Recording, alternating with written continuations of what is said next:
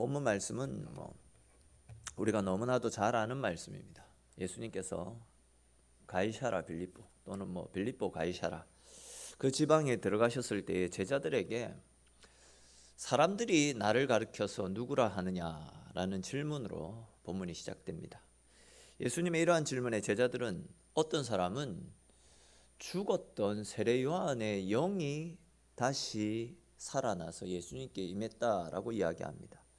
또 어떤 사람은 엘리야가 예수님에게 임했다라고 이야기하고, 또 어떤 사람은 선지자들, 옛 선지자 중에 한 사람이 예수님에게 임한 것이다 라고 그렇게 말하더이다, 이런 대답을 합니다. 제자들이 전했던 사람들이 가지고 있는 예수님에 대한 인식을 잘 들어보면요, 사람들은 대체적으로 예수님의 능력들은 인정을 했던 것으로 보입니다. 근데 이제 잘 보시면 사람들이 예수님을 예수님 본연, 예수님 자체로서 인정을 하는 것이 아니라 죽었던 세례 요한, 또 엘리야, 또한 옛 선지자들의 영이, 죽었던 사람들의 영이 예수님에게 임해서 기적이 일어나는 것이지, 예수님 자체의 능력으로 이런 능력이 일어나는 것은 아니다, 그런 생각을 하고 있었던 모양입니다. 자, 그런데 여러분, 왜 일반 군중들, 그 사람들은 예수님께서 그런 많은 기적과 능력들을 행해서 사람들에게 당신이 메시아임을 알려주셨는데도 불구하고 그분을 믿지 않았던 것이겠습니까? 그것은 그들이 가지고 있었던 어떤 사상, 그들이 가지고 있었던 어떤 기대치에 예수님이 미치지 못했기 때문입니다. 유대인들은 사람들을 외적으로 드러나는 외적 조건들을 굉장히 중요시 여기며 살아갔던 민족입니다. 즉, 그의 가문이 어떠하며 학벌이 어떠하고 출신이 어땠는지, 이런 배경들을 굉장히 중요시했던 사람들이 이 유대인들입니다. 그런데 어떻습니까? 그들이 생각하고 있었던 메시아, 그 조건에 비해서 예수님은요, 턱없이 부족했죠. 어느 것 하나 충족시키는 것이 없었습니다. 그분은 유대 땅 작은 고을 베들레헴에서, 그것도 가난한 목수의 집안에서 태어났죠. 예수님을 별 볼 일 없는 사람으로 여겼습니다. 그러다 보니까 이제 예수님을 통해서 나타나는 엄청난 능력들을 보고서도 그것이 예수님 본연의 능력이라고 인정하기가 싫었던 거죠. 받아들일 수가 없었던 것입니다. 즉, 저런 별 볼 일 없는 집안 출신이 어떻게 우리의 메시아일 수 있겠느냐, 저분은 분명히 세례 요한이나 엘리야 또는 옛 선지자의 영이 새롭게 그에게 임해서 그 능력으로 일을 하는 것이다, 이런 반응을 보이며 예수님을 따르는 사람들이 많았던 것입니다. 자, 그런데 보시면 예수님은 이러한 사람들의 소리에는 크게 신경 쓰지 않았습니다. 세상 사람들은 예수님에 대해서 잘 모르기 때문에 얼마든지 그렇게 말할 수 있습니다. 근데 이제 문제는 제자들이 예수님에 대해서 어떻게 생각하고 있느냐, 예수님은 그것을 중요시 여기셨죠. 이에 예수님이 제자들에게 세상 사람들이 무슨 말을 하느냐, 나는 그것을 중요하게 생각하지 않는다. 그런데 너희들은 나를 누구라고 생각하느냐라는 질문을 하십니다. 즉, 세상 사람들은 몰라서 그렇다 치고, 너희는 3년 동안이나 나와 함께하면서 나를 따라다녔는데 너희들이 볼 때 나는 어떤인 것 같으냐, 어떤 사람인 것 같으냐라고 물어보셨습니다. 이러한 예수님의 질문에 대해서 베드로가 무슨 이야기를 합니까? 29절에 나타나고 있듯이 베드로는 주는 그리스도십니다 라고 대답을 하고 있습니다. 여기에 나타나고 있는 이 그리스도라는 말은 기름 부음을 받았다라는 뜻입니다. 하나님께서 특별히 성별에서 세우신 하나님의 사람이다, 그런 뜻이죠. 근데 이제 구약 시대의 왕들, 그리고 구약 시대의 제사장들을 보면 전부 다 기름 부음을 받아서 세움을 받게 됩니다. 근데 이제 오늘 본문에서 예수님을 가리키는 그리스도라는 단어를 원어로 보게 되면 이 성경에 나타나는 다른 기름 부음 자들과는 다른 것이 하나 있습니다. 그것이 무엇이냐면 이 그리스도라는 단어 앞에는 정관사가 붙어 있습니다. 정관사 더라는 원어가 붙어 있는데, 그리스도 앞에 이 정간사 더가 붙어 있는 것은 오직 한 분, 절대적인 기름을 부은 사람, 기름 부음을 받은 사람, 즉 구약에 예언된 메시아를 가르칠 때, 누구나 들으면 알 수 있는 메시아 그분을 가르칠 때 정간사를 붙여서 그 메시아를 지칭하는 것입니다. 그러니까 이제 지금 베드로는 예수님은 구약에 예언된 절대적인 기름 부음을 받으신 메시아 바로 그분이십니다라는 이런 고백을 하고 있는 것이죠. 다른 사람들은 전부 예수님에게 세례 요한이나 엘리야 또한 옛 선지자의 영이 임한 것이다 라고 생각하고 있는데, 베드로는 예수님은 구약에 예언된 우리가 그토록 갈망하고 그토록 기다렸던 메시아 바로 그분이십니다 라는 고백을 했던 것입니다. 오늘 본문과 병행구절인 마태복음 16장에 보시면 베드로의 이런 고백을 들으신 예수님께서 베드로의 믿음을 칭찬하시는 장면이 나타납니다.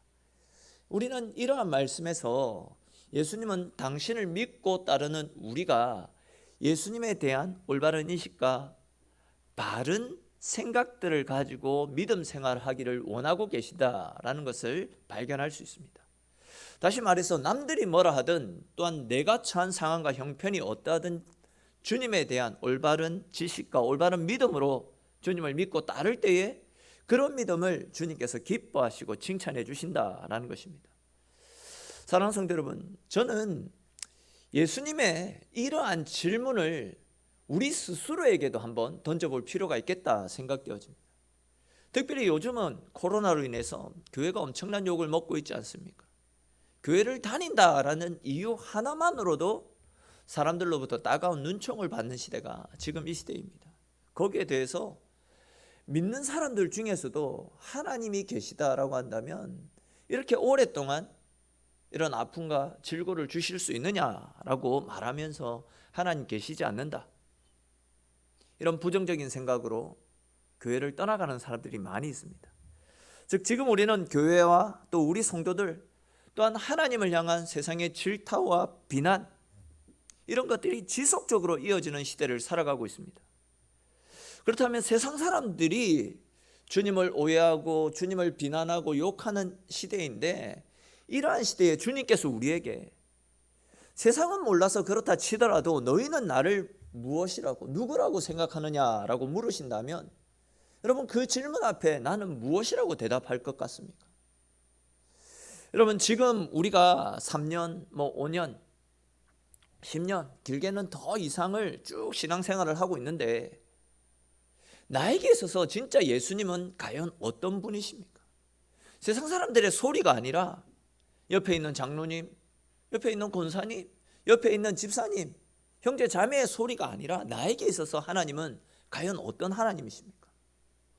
여러분 신앙생활은 다른 사람과 하나님과의 관계를 알아가는 것이 아니라, 신앙생활은요 하나님과 나와의 관계를 바르게 다져가는 것이 신앙생활입니다.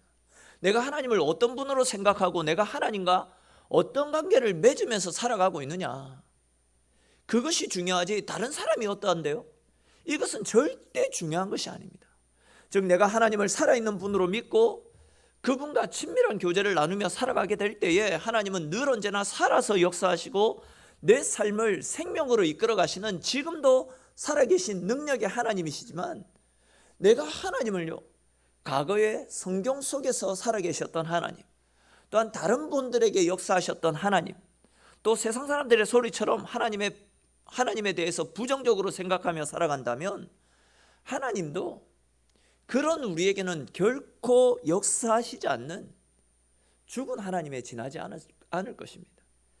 그러므로 여러분 세상이 어떠하든지 하나님이 살아계심을 믿고 그분과 친밀한 교제를 나누심으로 늘 언제나 살아계신 하나님께서 주시는 하늘의 복을 받아 누리시며 하나님과 친밀한 교제를 통하여서 사나 죽으나 하나님 베푸시는 은혜 속에서 늘 언제나 풍성함을 누리시는, 늘 언제나 승리하시는 저와 여러분들의 삶이 될 수 있기를 주님의 이름으로 축원합니다. 또 이제 이어지는 말씀에도 보시면 베드로의 주는 그리스도십니다, 살아계신 하나님의 아들이십니다 라는 이 엄청난 고백이 있은 다음에 주님께서 뭐라고 하십니까? 이제 곧 당신이 사람들에게 붙들려서 십자가에 죽게 될 것임을 말씀하고 있습니다. 우리 31절에 기록된 말씀 같이 한번 읽어보겠습니다. 인자가 많은 고난을 받고 장로들과 대제사장들과 서기관들에게 버림받아 죽임을 당하고 사흘 만에 살아나야 할 것을 비로소 그들에게 가르치시되. 아멘. 무슨 이야기입니까? 이 베드로의 이 신앙 고백이 있고 난 다음에 그때서야 처음으로 예수님께서 당신이 십자가의 죽음을 당하시게 될 것임을 제자들에게 최초로 알려주셨다라는 것입니다. 근데 이제 여기 보시면 죽임을 당하고 라는 표현이 나타납니다. 죽임을 당하고. 근데 이 죽임을 당하고 라는 표현을 영어 성경으로 보면 He must be killed 라는 문장이 사용되어졌습니다. 그는 반드시 죽어야만 한다, 그런 뜻 아닙니까? 이러한 예수님의 말씀은 제자들에게 있어서는 엄청난 충격이었습니다. 왜 그렇습니까? 예수님께서는요, 지금까지 능력으로 병자들을 고치셨습니다. 귀신을 쫓아냈습니다. 심지어 죽은 자까지 살리시는 엄청난 기적을 보였습니다. 지난주까지 살펴봤던 오병이어 7병이어의 그런 능력을 베푸셨고, 능력 있는 말씀을 통해서 많은 사람들을 옳은 길로 돌려 세우셨던 능력의 하나님이셨습니다. 이러한 예수님을 보고 있으니 이분은 분명 구약의 메시아다, 구약에 예언된 메시아다, 그들이 그토록 갈망했던 메시아라는 확신을 가지고 있었습니다. 그렇기 때문에 베드로도 그런 확신 속에서 주님, 당신은 하나님의 그리스도이십니다, 하나님의 아들이십니다, 이런 고백을 했던 것 아닙니까? 뿐만 아니라 메시아가 함께 계시기 때문에 이런 예수님과 함께 예루살렘으로 들어가서 로마에게 정복당해 핍박당하고 있는 이스라엘을 구원해내고 새로운 이스라엘을 건설해 나갈 것이다. 그렇게 되면 자기들도 예수님 덕에 높은 자리 하나는 얻을 수 있을 것이다, 이런 기대를 가지고 예수님을 따랐는데 예수님이 하시는 말씀이 무엇입니까? 이제 당신은 곧 죽음을 당하게 될 것이다, 그리고 반드시 죽게 될 것이다, 죽을지도 모르겠다가 아니고 반드시 죽게 될 것이다 라고 확정을 지어서 말씀을 하니까 제자들 입장에서는 적잖이 당황할 수밖에 없었던 것입니다. 이 사실을 받아들일 수 없었던 베드로가 무엇이라고 합니까? 32절에 기록된 말씀처럼 예수님 붙잡고 항변합니다. 항변을 합니다. 여기에 나타나는 항변하다라는 단어를 원어로 살펴보면 꾸짖다라는 단어가 사용되어졌습니다. 근데 이제 재미난 것은 이 꾸짖다라는 단어를 예수님께서 귀신을 쫓아낼 때 귀신을 꾸짖다, 바람과 풍랑을 잔잔케 하실 때 바람과 풍랑을 꾸짖다, 그렇게 말씀하시는 내용들이 나타나잖아요. 그때 예수님이 귀신을 꾸짖고 바람과 풍랑을 꾸짖을 때 사용되었던 단어와 지금 베드로가 예수님에게 항변할 때 사용되었던 단어가 똑같은 단어가 사용되어졌습니다. 그러니까 이제 예수님께서 당신이 예루살렘에서 죽임을 당할 것을 말씀하시자 베드로가 예수님을 향해서 꾸짖고 있다라는 겁니다. 지금 그 이야기입니다. 즉, 주님 무슨 말도 안 되는 소리를 하십니까? 예루살렘으로 올라가 가지고 로마도 몰아내고 나라를 구원하셔야죠. 왜 죽는다라고 이야기하십니까? 이제 이런 말도 안 되는 소리는 일체하지 마십시오. 기분 나쁩니다. 이런 소리 하지 마십시오. 바로 이런 식으로 예수님을 꾸짖었다라는 겁니다. 그런데 이어지는 말씀을 보시면 이런 베드로를 향해서 예수님 뭐라고 이야기하십니까? 우리 33절에 기록된 말씀 같이 한번 읽어보겠습니다. 예수께서 돌이키사 제자들을 보시며 베드로를 꾸짖어 이르시되 사탄아, 내 뒤로 물러가라. 네가 하나님의 일을 생각하지 아니하고 도리어 사람의 일을 생각하는도다 하시고. 아멘. 자, 이 말씀을 보시면 예수님께서 베드로를 향해 사탄아, 네 뒤로 물러가라 라고 꾸짖는 장면이 나타나죠. 예수님께서 베드로를 향해서 이런 책망을 하셨던 이유는 지금 베드로가 하나님의 일을 생각하지 않고 사람의 일을 생각하고 있기 때문이다 라고 성경에서 말씀하고 있습니다. 그러니까 이제 베드로는 예수님이 메시아인 것을 알았습니다. 근데 알긴 알았는데 문제가 무엇이냐면 십자가를 뺀 메시아만 알고 있었던 겁니다. 십자가를 빼고 좋은 것만 생각하고 메시아를 따랐다라는 겁니다. 우리 이와 관련해서 마태복음 1장 21절 말씀, 제가 말을 안 했네요. 마태복음 1장 21절과 마가복음 10장 45절 말씀인데, 마태복음 1장 21절은 잘 아는 말씀이니까 제가 읽어드릴게요. 마가복음 10장 45절은 좀 찾아주세요. 아들을 낳으리니 이름을 예수라 하라. 이는 그가 자기 백성을 그들의 죄에서 구원할 자이심이라 하니라. 아멘. 뭐라고 합니까? 예수님은 자기 백성을 저들의 죄에서 구원할 자이다 라고 말씀합니다. 마가복음 10장 45절 말씀 같이 읽겠습니다. 인자가 온 것은 섬김을 받으려 함이 아니라 도리어 섬기려 하고 자기 목숨을 많은 사람의 대속물로 주려 함이니라. 아멘.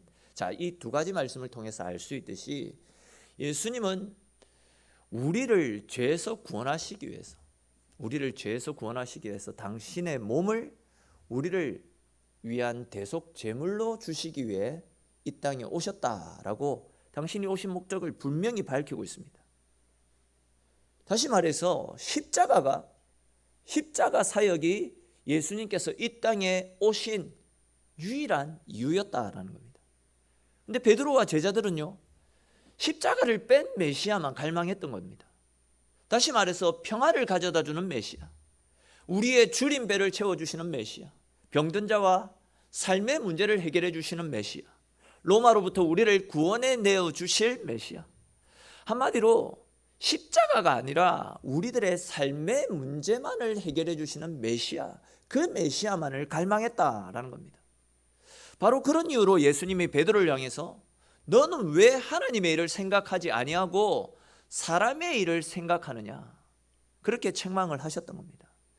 다시 말해서 베드로는 하나님의 뜻대로 하나님을 믿었던 것이 아닙니다. 자기 믿고 싶은 대로, 자기만의 방식대로 내가 좋아하는 하나님을 믿고 따랐던 겁니다. 근데 문제가 무엇이냐면 이것이 비단 베드로만의 문제가 아니다라는 것이죠. 오늘날 교회 안에도 베드로와 똑같은 실수를 범하며 신앙생활하는 사람들이 너무 많이 있습니다. 예수님을 도깨비 방맹이처럼 생각합니다. 금 나와라 뚝딱, 은 나와라 뚝딱. 그러면 내가 원하는 것을 쏟아내어 주어야 되는 분으로 생각하네요. 신앙생활하는 사람들이 너무 많이 있습니다. 내가 원하는 대로 움직여 주셔야 된다라고 생각하고 하나님을 따릅니다. 즉 어떤 사람은 예수님께서 자신의 병을 고쳐주시는 의사이신 예수님을 원합니다. 또 어떤 사람은 내 자식과 내 남편을 성공시켜 주시는 분위기를 원합니다. 또 어떤 사람들은 예수님께서 많은 돈을, 재물을 벌 수 있게 해주시는 분위기를 원합니다. 모든 것이 내 중심적이고 모든 것이 이 땅에 한정되어져 있습니다.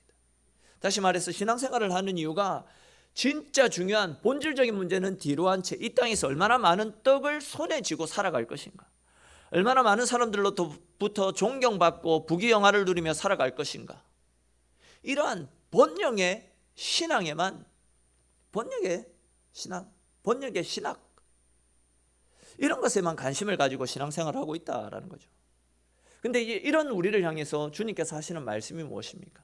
우리 34절에 기록된 말씀 같이 한번 읽어보겠습니다.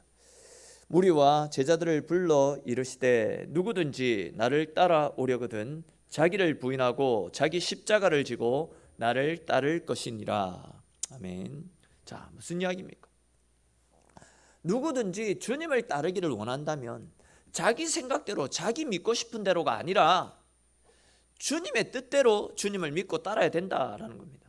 말씀을 잘 보십시오.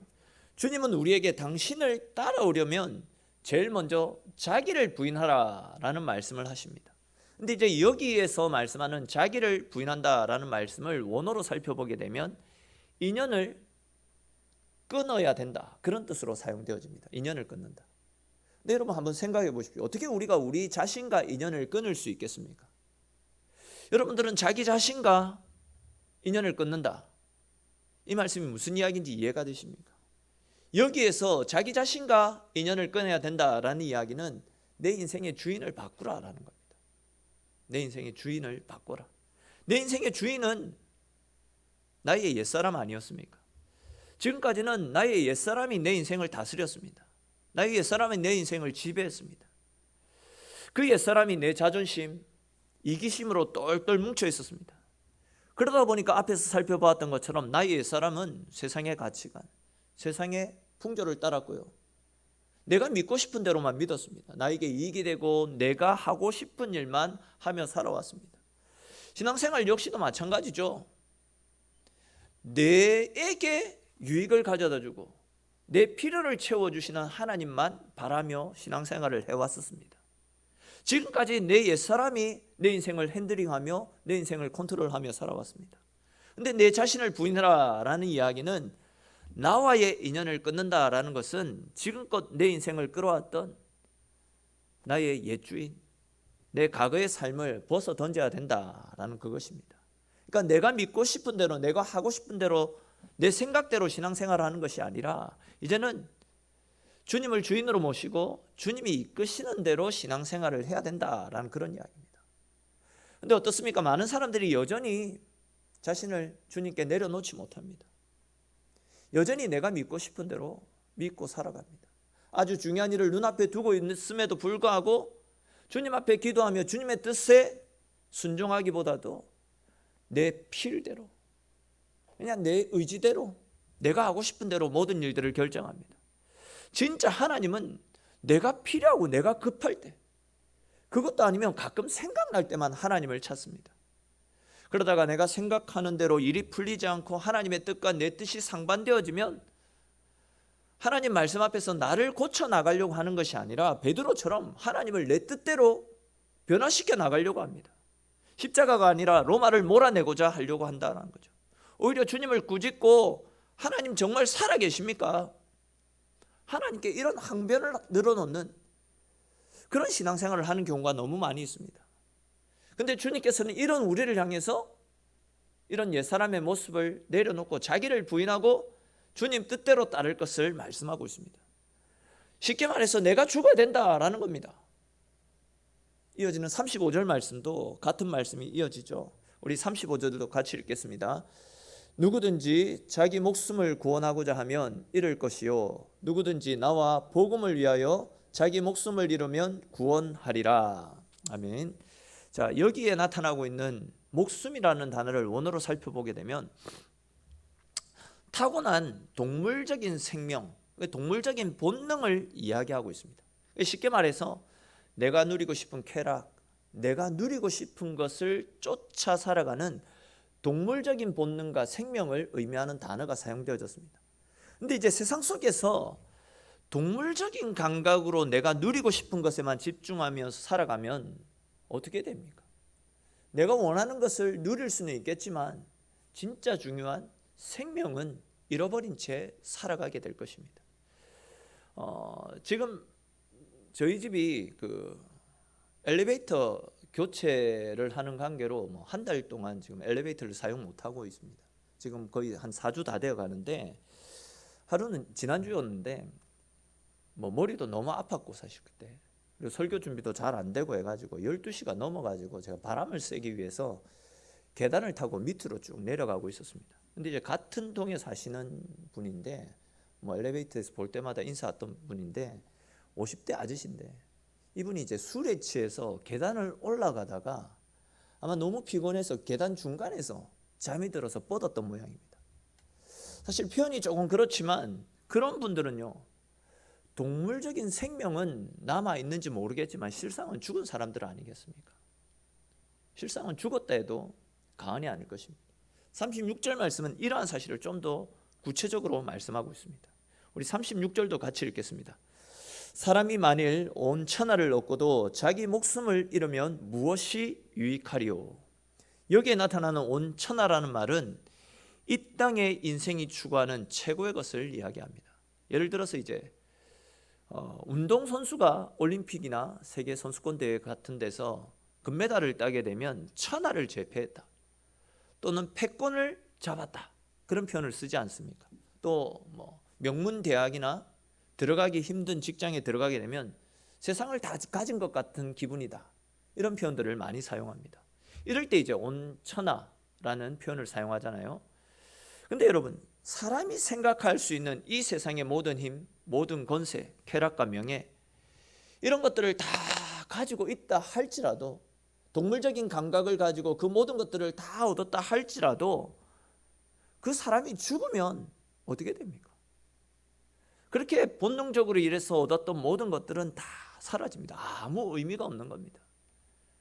아무리 최고의 사양을 갖춘 고급 승용차를 타고 있다 할지라도 기름이 떨어지면 그 차는 움직이지 않습니다. 그러니까 자기 영혼을 잃어버린다라는 것이 바로 이런 의미 아니겠습니까?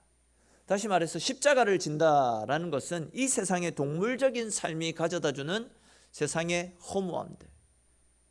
허무함을 깨닫고 그 유혹에 동화되지 않고 영원한 생명을 추구하며 살아가는 것, 그것을 의미하는 겁니다. 세상이 너무 화려하기 때문에, 세상의 유혹들이 너무나도 많이 있기 때문에 이런 삶을 살아간다는 것이 결코 쉬운 일이 아님은 분명합니다. 그런데 묵묵히 자기를 부인하고 주님을 따를 때에 주님은 그런 인생을 높여주시고 그런 인생 가운데 하늘의 은혜를 부어주시겠다라고 말씀하고 있는 것입니다. 조금 다른 관점에서 말씀드리면, 십자가를 지는 삶은요, 내 옛사람을 버리고 새사람 예수 그리스도로 내 인생을 가득히 채워가는 것을 이야기합니다. 많은 사람들이 내 옛사람을 죽이는 것만 생각하고 새사람으로 내 인생을 채워나가고 그 새사람으로 내 인생이 누리게 될 하늘의 평안과 하늘의 은혜를 모르고 있기 때문에 십자가를 지는 것을 두려워하며 살아가고 있습니다. 다시 말해서 우리가 십자가를 진다라는 것은 내 옛사람을 죽이는 것으로 끝나는 것이 아니라 이제는 새사람과 더불어서 새사람인 예수 그리스도께서 주시는 은혜를 누리면서 그 은혜에 이끌려 살아가는 너무나도 복되고 평화로운 삶을 이야기하는 겁니다. 그러니까 십자가를 지고 내를 죽인다라는 것은 절망이 아니다라는 겁니다. 내가 죽을 때에 새로운 생명인 예수님께서 내 삶에 들어오셔서 예수님과 더불어 더 큰 은혜와 더 큰 평안을 누릴 수 있기 때문에 우리는 더 많은 사랑, 더 많은 복을 누리며 살아갈 수 있게 된다라는 것입니다. 죄를 버렸으면 이제는 예수님께서 우리 가운데 들어온다라는 거죠. 우리가 숨을 쉴 때에 이산화탄소를 내보내고 산소를 들이마시지 않습니까? 그걸 끊임없이 반복해야지 우리가 살아갈 수 있게 되는 것입니다. 내보내지 않고 계속 들이키기만 하면 안 된다는 거죠. 마찬가지로 우리의 삶은요, 예수님이 기뻐하지 않는 것들을 계속해서 내보내야 됩니다. 십자가에 못 박아야 됩니다. 그러면서 살아계신 성령 하나님의 인도와 하나님의 말씀을 우리 속에 계속해서 들이키는 겁니다. 예수님은 계속 우리 속에 들어오시는데 성령은 지금도 내 안에 역사하시면서 나에게 좋은 것들로 채워주시기를 원하고 계시는데 우리는 계속해서 들이키기만 하려고 하고 내 속에 있는 부정적인 것들, 더러운 것들, 옛자를 죽이지는 않으려고 하면 안 된다는 거죠. 우리는 예수님만으로 충만해야 됩니다. 예수님만을 우리의 삶에 채워나갈 수 있어야 됩니다. 주님과 함께하는 길이 우리 평생의 기쁨과 우리 평생의 즐거움이 되어지기를 축원합니다. 사랑하는 성도 여러분, 혹 우리들도 이 베드로와 제자들처럼 예수님을 믿고 신앙생활을 하고 있지만 십자가의 고통은 없고 평안과 안녕, 성공과 출세, 즉 번영의 하나님만을 생각하며 신앙생활을 하고 있지는 않습니다. 내 믿고 싶은 대로만 신앙생활을 하려고 하고 있지는 않습니다. 그런 우리를 향해서 예수님은요, 누구든지 나를 따르려거든 자기 생각을 내려놓고 주님 뜻대로 자기 십자가를 지고 주님을 따를 것이다 라고 말씀하고 있습니다. 여러분, 십자가가 없는 복음은 가짜입니다. 십자가가 없는 복음은요, 힘이 없고 능력이 없습니다. 근데 어떻습니까? 안타깝게도 교회도 그렇고 성도들도 그렇고 점점 십자가를 멀리한 채 살아가고 있습니다. 주님은 우리를 위해서 낮아지셨고 죽어주셨고 희생해 주셨는데 우리는 주님을 믿고 따른다, 주님의 백성이다 라고 이야기하면서도 낮아지기보다도 높아지려고 합니다. 자기를 죽이기보다도 자기의 의가 너무나도 왕성하게 살아 있습니다. 주님은 없고 오로지 나만 있습니다. 다시 말해서 십자가는 지지 않으려고 하고 영광만 취하려고 합니다. 영광의 면류관을 쓰고 싶어 하면서도 거기에 필요한 십자가의 고난은 멀리한 채 멸시, 천대, 십자가는 주님이 지시고 영광의 면류관은 내가 쓰겠습니다. 이런 어처구니 없는 신앙생활을 하고 있다라는 겁니다. 주님이 바로 오늘 베드로에게 하시는 말씀이 이런 신앙생활을 해서는 안 된다라는 것 아니겠습니까? 이건 분명히 잘못된 신앙생활입니다. 사랑하는 성도 여러분, 우리는 이 세상을 주님의 능력으로 살아가야 됩니다.